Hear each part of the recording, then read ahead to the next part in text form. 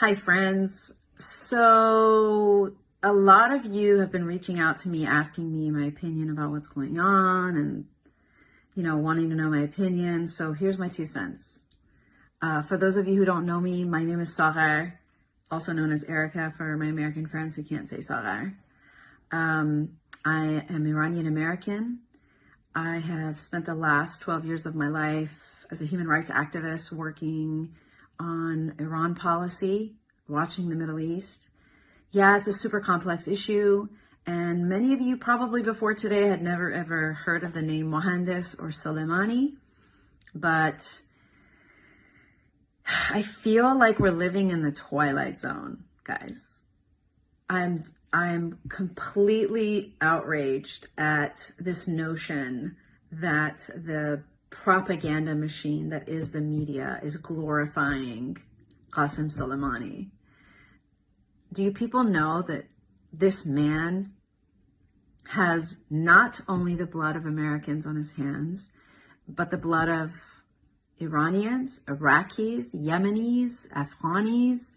I mean, since when did we start mourning the death of a terrorist? I mean, seriously, I've had friends on the left, both Iranian and American, attack me for echoing the rhetoric of my people. The people in Iran are happy. The people in Iran are happy that this man who was responsible for the slaughter of so many people is gone. Where was your outrage last month when the regime slaughtered 1,600 kids for peaceful protests? Where's your outrage for the thousands of political prisoners that are in Iran right now? Where was your outrage when the Hashtashabi took over the American embassy and vandalized it and killed an American contractor? I don't understand. So I'm sorry if I'm ranting, but who cares? My opinion doesn't really matter, but for the, in the interest of those that have reached out, here's the deal. I'm an Iran watcher. I'm an Iraq watcher. I'm a Syria watcher. I'm an Afghanistan watcher. And for the people on the ground, they don't hate America. They don't hate Donald Trump. In fact, there's a lot of trending hashtags right now from Iran on Twitter.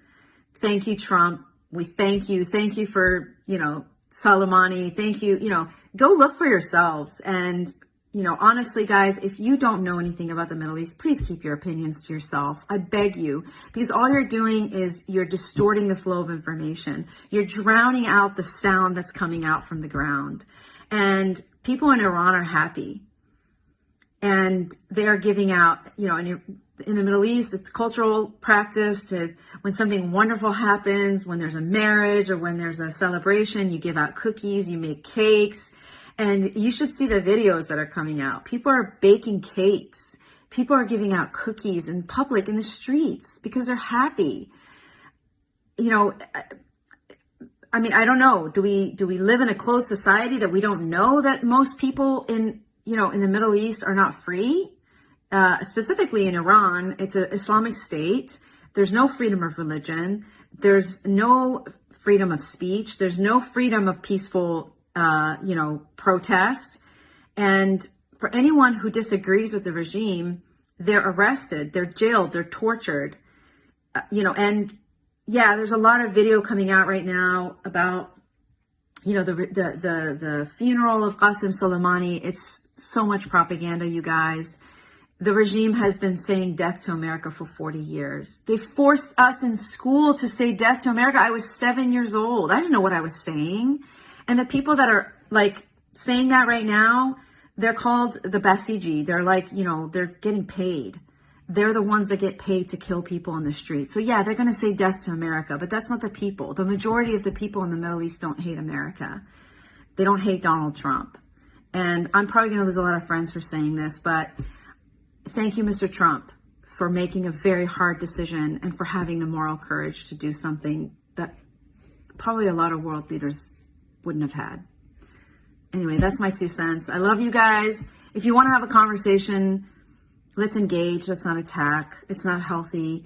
And hashtag everybody calm down. There's no World War III coming, okay?